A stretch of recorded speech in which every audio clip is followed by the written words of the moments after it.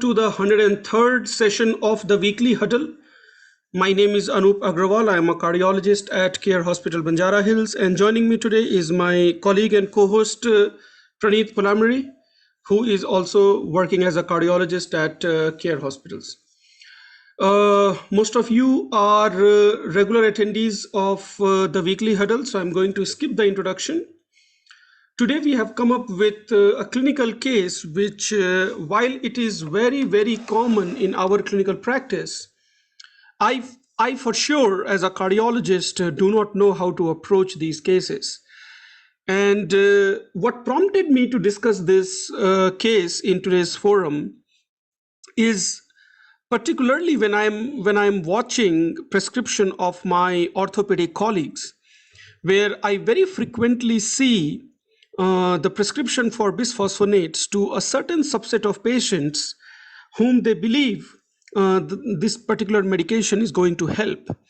The thought process behind it is something that I am unaware of due to lack of knowledge in this particular field. So when I got a case like that, I asked myself, how would I decide whether a patient would benefit from bisphosphonate therapy or not, something that my orthopedic colleagues seem to be quite confident in approaching.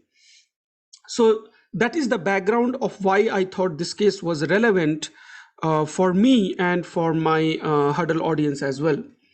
So this is a 66-year-old female. She follows up with me for her diabetes, high blood pressure, and dyslipidemia. And truly speaking, her comorbidities are actually quite reasonably controlled. And I see her once in 6 months. This time when she came, she was complaining of low back pain that she could recollect was pretty much ongoing since she saw me last time. It was insidious in onset. She really can't pinpoint a particular day when the pain started. And she says she pointed out a vague area at her back, which she said that that is where it hurts. She's able to continue with her daily activity that does not interfere. And with her back pain, there are good days and there are bad days. Most of the time during her good days, she does okay. Particularly when there are bad days, then she had to take sometimes pain medications. She takes paracetamol for most part with a very degree of relief. She also complains of miscellaneous aches and pains, which pretty much involves most of her body. And I'm sure you have experienced patients who visually tell you by pressing their hands, forearm, arms, and legs, saying that all of these, they tend to hurt. It seems like there is a generalized ache in all over the body. This is something that we also see when patients develop statin-induced myalgias. She had been tolerating statins for quite some time. She's actually on a very reasonable dose, and so far she didn't have any problem. So as I am talking to her, I am thinking about her age, and I'm thinking about her risk factors. And I'm thinking if this patient was to see an orthopedic colleague of mine, based upon the practice pattern that I have seen, she would have been prescribed a bisphosphonate. This is something that I don't feel confident of because I don't have the requisite knowledge or information that I need. So here I am discussing about this particular entity, which is how to diagnose osteoporosis and how to select proper treatment in this patient subset. We all have read and learned that female postmenopausal, particularly in their 50s and 60s, and those who have got risk factors, they tend to develop osteoporosis, which may or may not present as a fracture, which typically by the time it presents as a fracture, the boat has already sailed. So when to suspect osteoporosis in such patient? Should we be screening every postmenopausal woman? Should we put up a diagnostic algorithm in terms of whom we should screen, whom we should not screen? And then what sort of diagnostic algorithm we should follow? Doing a DEXA scan in all comer may not be practically feasible, both in terms of availability and also in terms of the cost associated. and what are the treatment strategies that we at a primary care level can justify putting these patients on without requiring any expert help. And talking about expert, when to refer to such experts and whom to refer. Are endocrinologists the correct person? Are rheumatologists the correct person? Or should they be referred to orthopedicians who at the end of the day, they are the one who manage fractures and whatnot? So these are the questions which are coming to my mind. Of course, in this particular patient, I did not start her on bisphosphonate because I was not uh, confident or comfortable with my diagnosis. So we'll open this for discussion. I always start with my colleague and co-host Praneeth for his opinion, and then slowly we take it for rest of the audience. So Praneeth, your opinion on this case, and then we will ask rest of the attendees' opinion, please. Yeah, good evening, everyone. Anoop, I share the same level of discomfort or uncomfortable feeling on managing these patients, not familiar, not comfortable.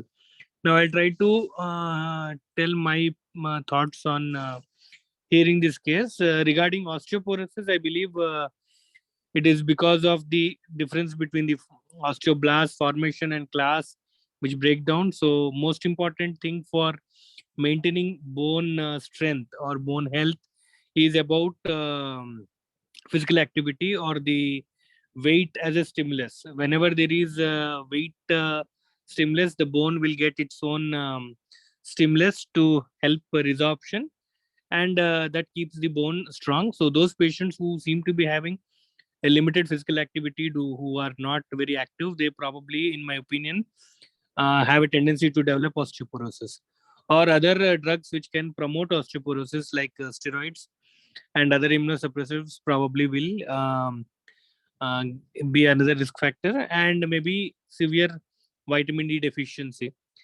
These days that seems to be less likely because again vitamin D prescriptions is over the counter, and most of the physicians and even non-physicians, including cardiologists, we do prescribe vitamin D because of all the hype that vitamin D got in the recent past of linkage of vitamin D to multiple metabolic and other health issues. So vitamin D deficiency is still prevalent, and I believe they are receiving vitamin D. So if I have to look at this case, I would try to look into how physically active she is and whether she is taking any drugs which can promote osteoporosis. The role of DEXA scan to make a diagnosis of osteoporosis. DEXA scan is needed where you look at the T score. I don't exactly remember the number, but I think it is less than 1.5 is osteopenia, and I think less than 1 is osteoporosis. I would try to get clarified by the experts. And based on the diagnosis of osteoporosis, you try to do the therapy. If the patient has severe osteoporosis, you do not promote exercise because there is a risk of fracture, and in that case, you try to treat first and then you promote exercise. But if they are still in osteopenic phase, we can still promote exercise because that is a stimulus which helps absorb calcium, retain it, and help bones grow. So, in this patient, if she's having osteoporosis as per the DEXA scan, then she probably receives, she probably should receive an zoledronic acid, which helps osteoclastic bone resorption to be reduced. Now, how to dose, how to titrate is I'm not aware of it. I only am having the so-called theoretical knowledge. Now, referral to whom is again a big question. I believe endocrinologists who deal with the calcium metabolism will probably the right person, but I believe even rheumatologists, because of their frequent usage of steroids, are also probably familiar. And maybe lastly, orthopedician. But I would be more inclined to learn than to contribute to the current topic because it's equally uncomfortable for me. Those are my thoughts, Anu. Thank you, Praneeth. I think the role of physical activity is quite relevant, which you have already mentioned. The role of vitamin D and calcium balance, that is also quite relevant, which is also something that you have brought in. And most of us, we do tend to check patients' vitamin D levels, and sometimes even when we don't check, at least we supplement them with, yeah, either a daily dose or a bi-weekly dose or something like that. This patient vitamin D level was checked. It was all right, and by all right I mean it was 36, which I thought was within the range. I still gave her vitamin D, but to keep her level at around 50 to 60. But at 36, as per the definition, you wouldn't qualify for deficiency. Other than that, the physical activity, that is, as per age 66, I can't expect her to be too much active. She's doing her routine activities. She's on very routine medication. She takes metformin 1000 milligrams once daily, dapagliflozin 10 milligrams once daily, atorvastatin 20 milligrams twice daily. She's on a combination of telmisartan, amlodipine, and chlorthalidone. So she takes that for her blood pressure. And these medicines have been quite standard for her for quite some time now. And she takes other lifestyle medications like pantoprazole once a while. She occasionally takes sedatives in the form of benzodiazepines. That's pretty much about the medication part. She's not on any steroids. She's not on any other red flags. Initially, I thought the symptoms could be related to steroid-induced myalgias, but it was pretty clear that what she's describing is not myalgia, but what she's describing could be just what you call it as a bone pain, or I mean, for the lack of better clarity. So that is where it was. I did order a DEXA scan on her, which she has not got yet. This is the story which I saw her just a few days back. So once she comes back with a DEXA scan, I will be asking more questions to myself about what to do next. But that is the whole idea behind. I will continue my discussion. And Dr. Vara Prasad is here with us. He is a rheumatologist. Sir, we will get back to you after we hear a couple of opinions from rest of our attendees, so that you can correct us where we went wrong and you can lead us about how to handle these kind of patients. So I'll start with Dr. Shankar. Dr. Shankar is a general physician who has been associated with Huddle for quite some time now. Shankar sir, this topic is more yours than ours. If this patient was to come to you, how would you take it up? Particularly, I am asking from a very practical Indian standpoint, because the guidelines may suggest that we should be screening a lot of patients than what we currently are. Is it practical how we should be selecting our patient? Should we actually wait for a fracture to occur? What is your take on it? Shankar sir, all yours. Good evening to all. Definitely, this is a topic of geriatricians, especially MD physicians, and rheumatologists and endocrinologists. So, osteoporosis is, there is a low bone mineral density. It is caused by altered bone strength or the quality of the bone, and ultimately it predisposes to a low impact fragility. Even minor trauma will cause fractures. So fragility fractures most is a drastic complication of this osteoporosis, where there will be low bone mineral density. So I would like to mention the importance of these fragility fractures here. So we'll come to know, even Dr. Varprasad also will enlighten us regarding the DEXA scan and all. That's one standard deviation. If there is a decrease, there will be twofold rise in fragility fracture. We'll come to that DEXA scan. What is the T-score and all. Then after the age of 60 years, each decade will risk the patient by twofold increase in fractures. And if the patient has got a previous fragility fracture is there, there will be 5-fold increase in the near future. So the osteoporosis, it's really, it is a silent killer and one of the most important causes of mortality and morbidity in the elderly people. So what are the risk factors for this osteoporosis? There are non-modifiable risk factors are there. Modifiable are there: age, race, gender, female, and early menopause, and the thin, slender build, and family history. Age, the race also we should be considered. The Caucasians are more susceptible to this osteoporosis than Asians. So these are the non-modifiable factors, and the modifiable factors are the nutritional deficiency, as Dr. Praneeth alluded to, diet low in calcium and vitamin D. So a lack of estrogen in the postmenopausal women, lifestyle, sedentary lifestyle, and smoking, alcohol abuse, and caffeine. The caffeine is also very important. The cola consumption also, it is one of the modifiable factors, but it causes osteoporosis especially in women.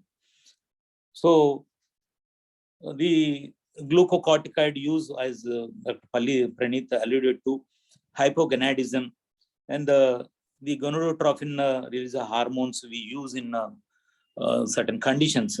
So these are all the modifiable factors which cause osteoporosis.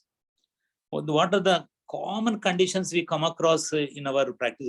Plenty of conditions they cause osteoporosis, but what the common conditions we come across in our clinical practice is amongst the endocrine disorders is the thyroid, hypo or hyperthyroidism. So hyperparathyroidism, then hyperprolactinemia, then hypogonadism. These are all endocrine causes. The nutritional deficiency, as I alluded to now, the vitamin low calcium and the vitamin D, and the gastrointestinal, especially the inflammatory bowel disease.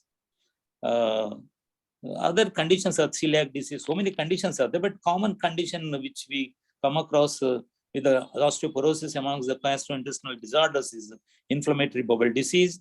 Connective tissue diseases also, they cause osteoporosis, especially the rheumatoid arthritis. Many patients with rheumatoid arthritis, Dr. Varaprasad will enlighten us. The rheumatoid arthritis patients, after a long time with the deformities and all, they will have osteoporosis, and we give sometimes even IV zoledronic acid also. Then renal failure also causes this osteoporosis and the malignancies. So, and amongst the drugs, especially the steroids, the anti-androgens, then for the treatment of prostate cancer, excess thyroid hormone, and anti-epileptics. That's why we supplement calcium and vitamin D along with the anti-epileptics. The long-term proton pump inhibitors. This is a common cause of osteoporosis in elderly people. Most of the people, even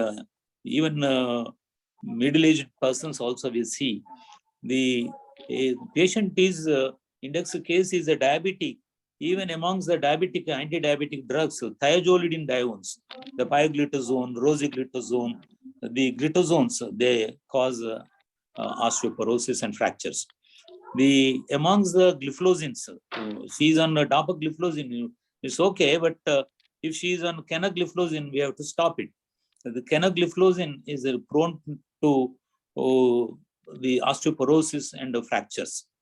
And so, what are the indications to measure the bone marrow density?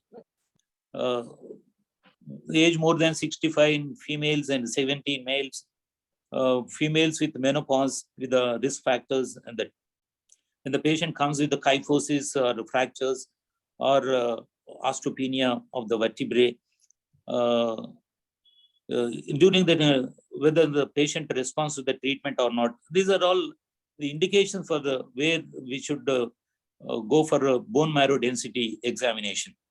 So any fracture in adults after the age of 50, we should give a lot of importance whether it is due to osteoporosis or not. Before he falls onto the ground, he will have fracture because of the osteoporosis, and after fracture only will fall down, not because of the fall he sustains fracture.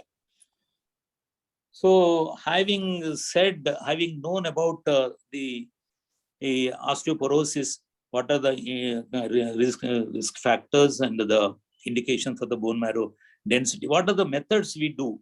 See, this will be well dealt with Dr. Prasad, but what we do is regularly in many clinics, we do free examination of this bone marrow density at our bedside clinical clinics. Quantitative ultrasound, QES. Quantitative ultrasound we see at the calcaneum or the wrist joint. Then we give scores, T-score, whether it is -1 or more, 2.5 or something. So the conventional skeletal radiography we suspect, but it is not a standard, gold standard. But gold standard, what is mentioned by Dr. Anoop Agrawal, is a dual energy X-ray absorptiometry, that is a DEXA scan. So to say that we don't have a DEXA scan in our area, but we depend on only conventional skeletal radiography or quantitative ultrasound examination. And we have got another tool, that is a FRAX tool, that is a fracture assessment score system will be there. Even without DEXA also, we can suspect whether the patient is prone for any fragility fracture. So DEXA scan, as it mentioned, it is a gold standard where we get a T-score and a Z score. The T-score is compared with a young normal subject where the peak bone mass, and it is expressed as numbers of standard deviation above or below. If it is above, that is more than one or more than one, it is normal. Then below, it is less than, there is -1, 2, up to -2.5, it is osteopenia, and more than -2.5 standard deviation, we say that it is osteoporosis. Having diagnosed that osteoporosis, I will just a glimpse of how we manage as a geriatrician in our clinical practice. So the non-pharmacological treatment, the physical activity should be encouraged, especially the aerobic exercises and the resistance exercises should be encouraged. And the patient should be given adequate calcium, up more than 1,000 milligrams per day. Then vitamin D from 800 to 1,200 international units per day. And especially postmenopausal women, we give more calcium, more than 1,200 to 1,500 milligrams per day. In men more than 65 years also, 65 years, we give more calcium. And alcohol should be abandoned, and caffeine should be avoided, and smoking should be curtailed. And especially we should prevent the fall in the elderly. Here the patient is on some sedatives, so anxiolytics. We should avoid, because there may be frequent falls may be there, and because of the and the cognitive and the visual impairment also gives rise to, in the elderly people, the obstacles in the ambulation. All these things will give rise to. So the visual impairment should be corrected, and the sedatives should be discontinued. So any obstacles are there in the walking space, they should be removed. Especially we see some obstacles. So especially I encourage as a geriatrician, the side rails should be built because so that if they any staggered gait, then at least they will catch hold of those rails. So these are the preventive measures, non-pharmacological treatment. And the pharmacological treatment, once we diagnose that it is osteopenia or osteoporosis, then the commonest drug we put them on is bisphosphonates. The among the bisphosphonates, the alendronate, the risedronate, mostly I use risedronate orally 35 milligrams once a week. Then if the patient cannot tolerate the oral therapy with this risedronate or alendronate or ibandronate, then we give the intravenous bisphosphonates in the form of zoledronic acid. It will be given yearly once, 5 milligram infusion will be given over a period of 15 to 30 minutes. But before giving the zoledronic acid, the patient should be well hydrated. That should be kept in mind. And before prescribing bisphosphonates, the eGFR should be more than 35 ml per minute. That should be, if it is less than 35 ml per minute, these bisphosphonates are contraindicated. So the commonest, how we administer is a patient in the morning, we give this bisphosphonates along with the 250 ml of plain water. And the patient should not lie down after taking this tablet. He should be upright for 1 to 2 hours. Otherwise, the patient will have some erosive esophagitis because of the reflux. The patients will have sometimes the flu-like syndromes also we see with the bisphosphonates, especially the zoledronic acid, hypocalcemia, uveitis, and atrial fibrillation also in few cases because of the bisphosphonates. They cause atrial fibrillation in small number of cases also we see. And the dreaded complication I have not seen, but this is prescribed. This is described in the textbooks is osteonecrosis of the jaw. Dr. Varaprasad may enlighten whether he has come across or not. The paradox of this bisphosphonates, here we want to prevent the fragility fractures, but sometimes after the long-term usage of this bisphosphonates, they land with atypical femoral fractures. That's why we encourage a drug holiday with the bisphosphonates. After 3 to 5 years, we discontinue bisphosphonates for 3 to 5 years again. So this is regarding the bisphosphonates. So the indications for these bisphosphonates is any pharmacological therapies, vertebral or hip fractures, and a T-score, as I mentioned, it is less than minus 2.5 in the DEXA. And FRAX tool, what we believe in the mofussil areas, the FRAX tool score. So where if there is a 10-year risk of 3% or more in the hip fractures, or 20% or more in the other than non-vertebral,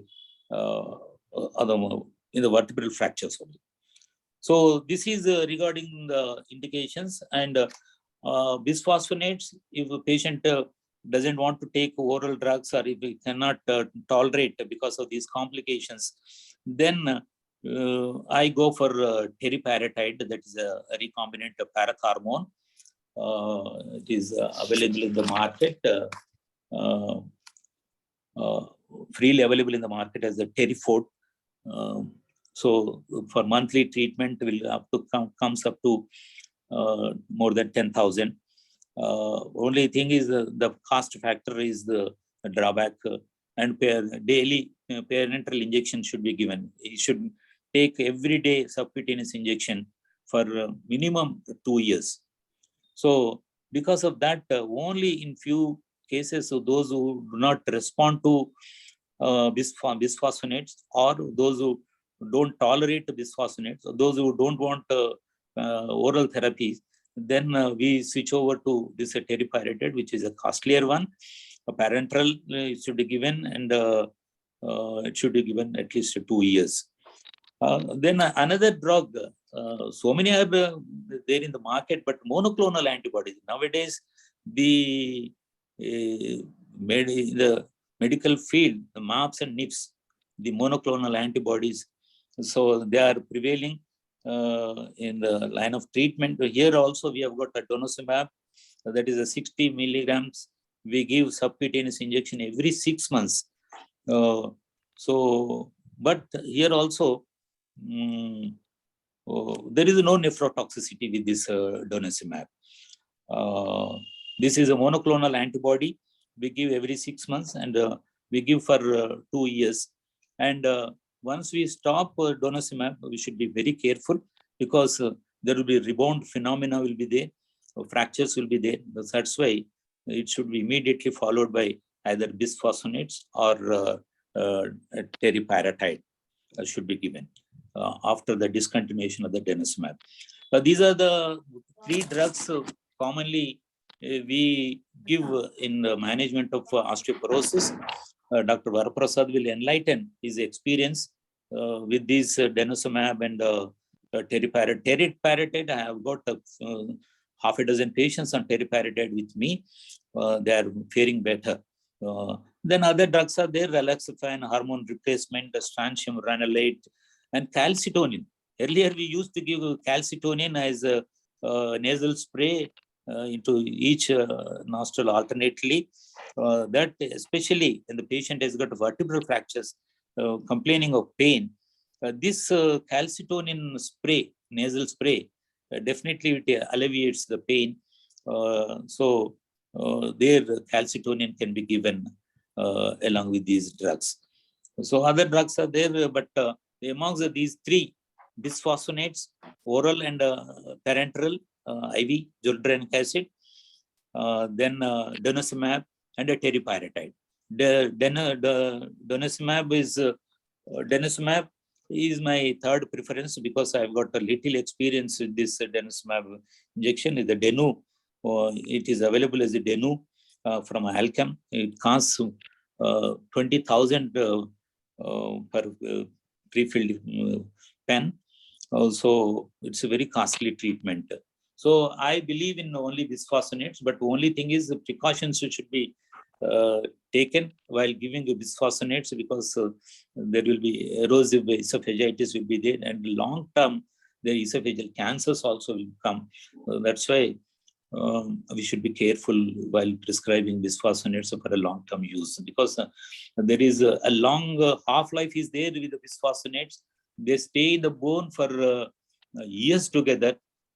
Even after discontinuation of bisphosphonates also, the beneficial effect will be there.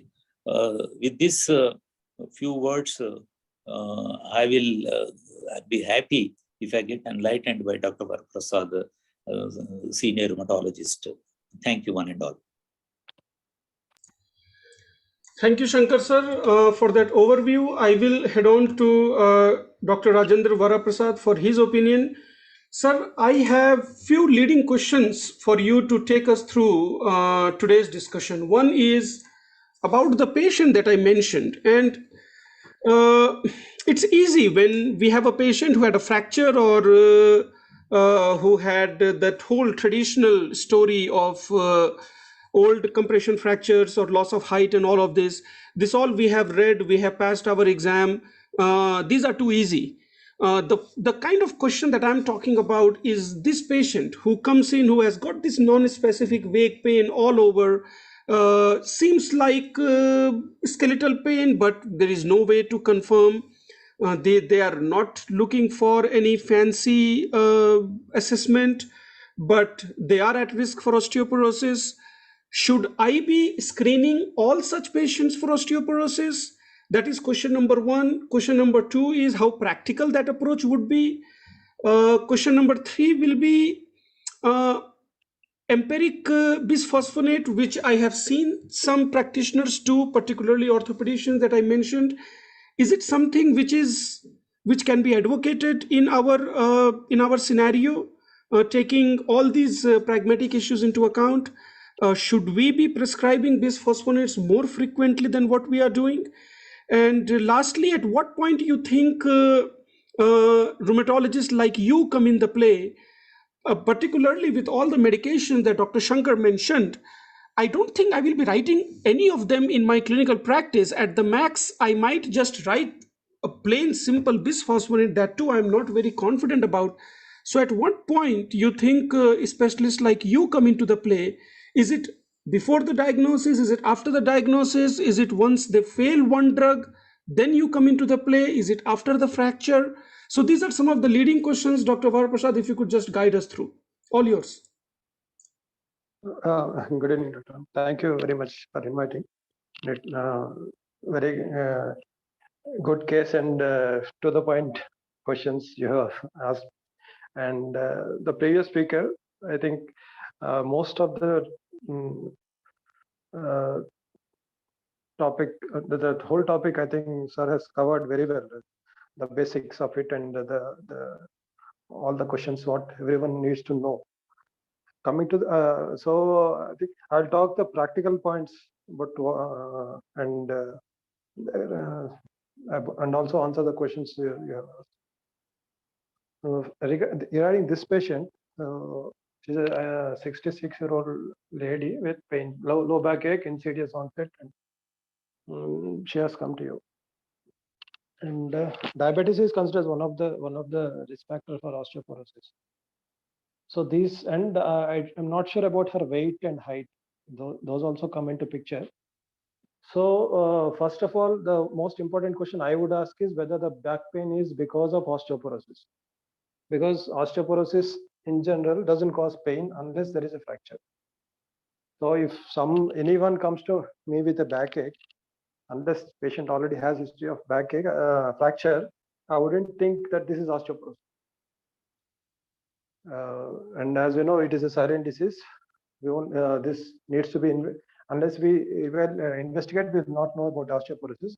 But in this lady, if you want me to ask whether you want to do a bone scan for her complaint of backache, I will first do an X-ray to see if there is any vertebral fracture or any other mechanical cause which is causing her pain. And if by guidelines, if you ask any person above 65 years and at risk, it is better to do a bone scan. It depends on the availability. So I will a bit mix the questions you asked because I would like that flow. And I'm talking about availability because we have very few, as previous speaker has mentioned, the Prax tool is the one which is easily accessible to us. And it gives us a good assessment of the fracture risk of a patient, even without a BMD or the DEXA scan. So a good history about the risk factors the patient is having, like the previous speakers mentioned, on all the causes. And from my point of view, on any inflammatory diseases. So if a patient has these risk factors and the patients which come to you, probably the with respect to smoking or alcohol, I mean, smoking is one people they come, but other people like who are we have to look at their weight, height, and previous fractures, the patient's family history of fractures. These are the things which you have to get through the history, and that if you feed this information into the fracture, we will get a risk of fracture for a particular patient. Got the cutoffs, as doctor mentioned, a hip fracture risk of 3% or a major fracture of more than 10%. Those patients are at risk of fracture and they need treatment. So I was telling about the X-ray. So I will take an X-ray And if I see there is osteoporosis and there is no other cause, it is unlikely to be the pain is unlikely to be because of osteoporosis. But still, we can do a DEXA scan to assess the risk of this patient. Is that Dr. Anup? The first question is. Yes, sir. Absolutely. The first question is very well answered. That Okay. osteoporosis diagnosis should not be triggered because of pain unless that pain is due to fracture. I think that part you have made it very clear. Okay, sir. And the other questions were regarding medications. Screening, like, is it practical to screen every person Screening, above age yeah. 65? Yeah, regarding screening, sir, it is, as I said, screening in a tertiary care level and the peripheral level, it is entirely different, sir. Practical point of view, even in a tertiary care level, I don't know who keenly does a BMD for an asymptomatic patient. So as I said, if the patient had a fracture, everyone should do it, whoever it is, whoever doctor comes in touch with that patient, it is better to do. But for an asymptomatic patient, screening, we are not there yet. I mean, it is not practically done unless the patient has risk factors. Like for me, if patient is known case of rheumatoid arthritis, which itself is a risk factor, and most of them are on or were on steroids. So I get on most of them are above 50. So these patients have 3 or 4 risk factors, most of my patients. So if a patient has risk factors, we should ideally be doing DEXA scans. But the availability of DEXA scan in a tertiary care, like in Hyderabad, we have DEXA scan. But to come to our state itself, I don't think if DEXA scan is available outside Hyderabad. I can be corrected. And because in India itself, DEXA scans are available only in tertiary care centers or big hospitals. And even major cities, in remote areas, you can understand, then the other cities, only the major cities have DEXA scans. So one of the study, I wrote a newsletter in one of our journals. That is why I'm telling about this. We have far less DEXA machines than what we need according to the international standard. We cannot screen even if you want to. So having that knowledge in the back of mind, for practitioners who are in tertiary care center, I would suggest if patient has risk factors, irrespective of the complaints, if patient has risk factors of disease like IBD, chronic inflammatory conditions, all chronic inflammatory conditions, patients are prone to this osteoporosis. So if they are after 65 years or males above 70 years, or we can say even above 50, if the patient are having risk factors of osteoporosis, low weight, or smokers, alcoholism, diabetes, previous fractures of family history, if they are having these risk factors, it is better to do, and if it is available. And coming to doing, it is, if without, for me, most of the patients are symptomatic with arthritis or they have complaint. So if suppose a patient comes to a non-rheumatologist, they don't complain of osteoporosis, obviously. It is a different problem. Like they may come with some heart condition for you or a different condition. So for them, if you ask, get a BMD done, it is highly unlikely you will be able to convince them. So as of now, even it is mostly whenever a consultant or a doctor gets an opportunity to find a person who is at risk, they are the one who are getting DEXA scans. So if we feel the patient has risk factors, we should convince them to get one. Even if we are not doing DEXA scan, we can do all the rest of the things, like what doctor has mentioned before, like lifestyle changes, avoiding the alcohol and smoking, regular exercises. All this help a lot, and simple calcium supplementation can also help. So without DEXA scan, we can manage, we can advise the patients coming to whether we can give a bisphosphonate or not. So if if patient doesn't want to, if we don't have a DEXA scan and patient doesn't have a fracture, if patient roughly, I think, if patient has at least four risk factors for a fracture, we can start the patient on bisphosphonate. Like for me, for my patient, if there is an any RA or SLE, any patient who has a chronic inflammatory condition, patient is above 64, postmenopausal, and patient may might have taken steroids or is on steroids. So I give bisphosphonate if patient needs long-term steroids, or if I see that patient may need steroid in the future, like other diseases like SLE. You will not give high dose steroids for a lot of duration, but still, if you are seeing that the patient needs steroids for more than 3 months, then we should think, especially if the patient has risk factors, and if you foresee that patient will be having a predisposing condition even for few years, then it is better to start on bisphosphonates without a DEXA scan. Sir, is Yes, sir. You are absolutely on the spot. The last question is about where does specialist role come into play once we diagnose osteoporosis? Should we start prescribing drugs, or should we be referring to physicians, experts? yes, sir. If anyone, sir, any doctor, if they see if patient had a fracture, should prescribe bisphosphonate. Patient they see that an elderly person has a DEXA scan report with them, they can blindly start bisphosphonate because they decrease the risk of fracture. In these cases where you are not, I mean, if you are able to assess risk factors for a patient, I think one can start.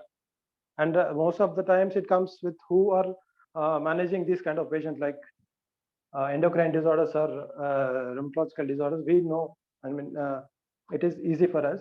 But even other specialists should take in, like gynecologists and obstetricians. They are the one who see all the females. They are the one who women are the one who are prone to osteoporosis. They have a very good chance of screening these patients when there is an opportunity. Orthopedists, they are the one who see the fracture. So I think we have more, in general, we have more fractures than osteoporosis, diagnosis of osteoporosis, because we do very less. So osteoporosis one, I think they should be treating osteoporosis well. They should be knowing very well, or if the surgeon is very busy, they can refer to an endocrinologist. Maybe I personally feel whoever is experienced in managing osteoporosis can manage. I mean, there is nothing like a referral, but for me as a rheumatologist, a difficult case of osteoporosis comes to me, I take help to my endocrinologist. I refer to the patient to him and take his opinion. So it is like my knowledge is that far. So if there are some cases which needs an expert opinion, I take help of endocrinologist. So so that is my answer for that. Thank you so much, sir. Talking about endocrinologist, we do have an endocrinologist in the attendees today. So, Brinda, my question to you is, and you can continue with the discussion that has been going on so far. But I remember when both of us were in US, at that time during our primary care practice, DEXA scan was one of the quality metrics, just like vaccination and whatnot, where every patient, every doctor, I would say, was ranked in terms of how much quality matrix they fulfill. And in that, one of the quality matrix was screening DEXA scan in females above 65 and others with risk factor, like what Dr. Varaprasad mentioned, which I can't trigger all the risk factors. At that time, I'm sure I remembered all of them. Are you doing these kind of screening DEXAs in Indian patient? Is there an ethnic difference that justifies a national level screening program in countries like US but does not justify it in India? Or is it more of a pragmatic approach where we don't want to incur an additional cost to our patients? And secondly, what do you think about empirically starting bisphosphonates in patients whom we think are at risk for osteoporosis, who do not desire to get tested for DEXA, or whom we think doing DEXA is probably just adding more cost? So two questions for you, and then we'll wrap up. Brinda. Hi, good evening, everyone. As you rightly said, I think it was quality metrics that we should be screening everybody, every woman above age 65. In India, I think it's about the cost and availability. And you're right. I think when I think of it, as you were asking the question, that I think we should be doing more. In general, I feel for Indian ethnicity, women, I'm talking about women, that because of the thin built, lower BMI, nutritional issues, with upbringing, I think,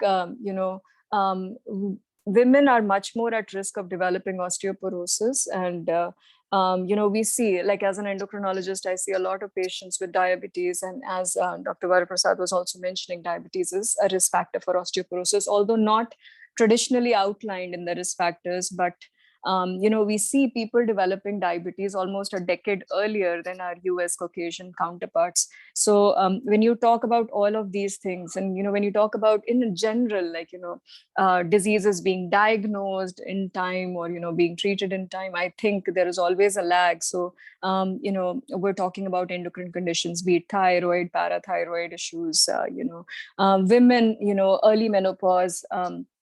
I do see a lot of women who've had like hysterectomy with, ovaries also being taken out, and they're not on any sort of estrogen replacement, hormonal replacement. So I think the burden of disease in terms of osteoporosis is definitely out there, but I think, likely the cost, and, especially people in remote areas with less access to DEXA machines, I think we're definitely screening less and stamping less of these patients with osteoporosis. In general, I would say that, I think everybody else, the previous speakers have outlined this, that every time we see a patient in the clinic, I think we should be assessing them for risk factors. A lot of these patients on chronic steroids, early menopause, even men, who've, hypogonadism in men, largely underdiagnosed. Patients, cancer patients who may have received any sort of androgen ablation therapy. So I think, these risk factors should be assessed.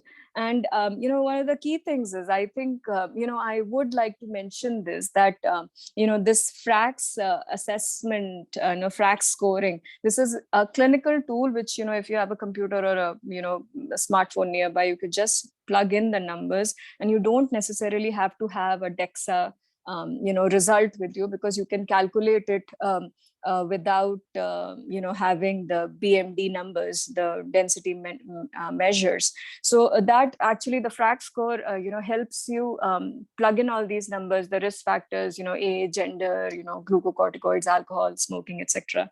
And then the good thing about the FRAX score is that the tool is that you can actually select where you are sitting. So, like, to account for the difference in ethnicity or racial differences. So you can actually select your region as, like, you're sitting in the Asian subcontinent, you're sitting in India, Nepal, or wherever. So I remember doing this in the US, that, when I used to see all these different people, like, Hispanic population, Caucasian population, I would actually select the ethnicity. So I would recommend that, the FRAX tool could be easily assessed if time permits in the clinic, and ideally we should. And if these patients are at a higher risk, which is generally defined as, a high risk of fragility fracture, a high risk of fracture, if your risk for a major osteoporotic fracture is more than 20%, or the risk of having a hip fracture is more than 3%, then I think it kind of tells you that this patient is at high risk. And even without a DEXA scan, you can possibly start these patients on some sort of osteoporotic treatment. Wherever the numbers are iffy, a good history, I think a good history actually helps us quite a bit. So if, any previous fractures, ground level fall, a lot of times people will say, oh, no, nothing, I just had a fall. But I think history plays a very important role. Parental history of fractures plays a very important role. So if I see, all these red flags, diabetic history or some other endocrine disorder, I think we can make a case for starting, preventative therapy in these patients, which basically starts with calcium, vitamin D, exercise and all. Even with no DEXA scan, radiographs, simple and easy to acquire, I think, those, if they show lower bone densities, I think we can make a case for starting preventative therapy in these patients. So bottom line is, I think Indian population is at risk of developing osteoporosis, probably much sooner than our, Western counterparts. I think we are definitely screening less of these people. We are treating less of these people. I think we can use the FRAX calculator more often, even if we are not doing a DEXA scan for these patients. And then we can make a case for using preventative therapy, starting out with, like, most commonly bisphosphonates, for these patients. Thank you, Vrinda. We are running short of time, so I will ask Dr. Somaraju for his opinion, and then maybe 1 more minute we'll take any discussion, and then we will wind up after that. Somaraju, sir, your comments about today's discussion? Good evening, Anoop, and good evening to all of you. And it's a very important topic that you brought up. And most of us learn a lot of things listening to many of you. And having said that, I generally work closely with one of the physicians who is along with us, and they understand the problems of cardiovascular patients. And I use the help of physician most of the time. And secondly, many of our patients, cardiac as well as others, they are also on long-term proton pump inhibitors. They are predisposed to a problem of osteoporosis, and also absorption of drugs you also give for osteoporosis. So you have to keep that in mind, and I leave it at this. Thank you. Thank you so much, sir. If there is any question that we can take up in the next 1 minute, maybe we can take. Vrinda, maybe you can answer this question. I am reading one of the question in chat box. Are there any contraindication of taking too much calcium, particularly in these patients whom we think have got bone weakness and whatnot? Can we overprescribe calcium? Can we cause damage? Yes, you can. So ideally, we always recommend, listed out recommendation is 1200 milligrams per day of calcium. I think the most useful tool, like if you really wanted to assess if we are putting the patient at risk of, too much calcium, would be to check a urinary calcium. But say, even if you don't check it, I usually limit myself to prescribing calcium, like, somewhere in the ballpark of 500 to 600 milligrams per day. And the rest I attribute it to the diet of the patients, because too much calcium, then the risk of, kidney stones, and then, hypercalciuria. So kidney issues, kidney effects. So I am actually watchful of the same. And, I tend to usually, if you are treating particularly osteoporotic patients, I usually tend to follow up with these patients based on the urinary calcium, ideally. But somewhere in the ballpark of 1200 milligrams per day is what I would recommend sticking to. Perfect. Thank you so much. If anybody has got any other questions, they can put it up. Maybe we can be online for another 1 minute. And while you do so, Praneeth, your closing comments about what we discussed today? I think quite a prevalent topic, and also importantly, the impact that it can have on the quality of life is highlighted. Fracture at an elderly age, particularly who is osteoporotic, can significantly hamper the quality of life and probably equally the quantity of life. So I believe as a doctor, everybody has the responsibility to have this in mind about the prevalence of osteoporosis, and as was highlighted, gynecologist, physician, cardiologist, and whatnot, everybody should look into this osteoporosis to prevent an event, particularly the fracture, which can impact the lifestyle of a given patient. The tool, the FRAC score, which is an easy tool, particularly in centers where the DEXA scan is not available, is equally useful to predict the risk and the evaluation of risk of the fracture. This tool probably should be used more frequently, and when available, use the advanced technologies like DEXA scan, usage of calcium supplements, vitamin D supplements, and probably getting familiarized with usage of these bisphosphonates also should be encouraged. And when in doubt, taking specialist consultation, be it endocrinologist or rheumatologist, or even orthopedician or anyone who specializes in these metabolic disorders, should be taken into account. And I believe if we can prevent these fractures and falls, we would be definitely saving a lot, both in terms of finances and productivity and not. So definitely an important topic, and I think that the importance should be highlighted in our day-to-day practice. Thank you, Praneeth. Thank you, all of you, for attending today's session. It is 8:07, so I would like to call it a day for today. As you all know, the weekly huddle is hosted every week on Wednesday at 7 p.m. So I hope to see all of you next week with a new topic. If there is anything that you think we should discuss in our upcoming sessions, please feel free to WhatsApp in the group, and we'll be happy to incorporate in the future sessions. Thank you all. Really appreciate your time. A good night. We'll see you next week. Take care. Thank you.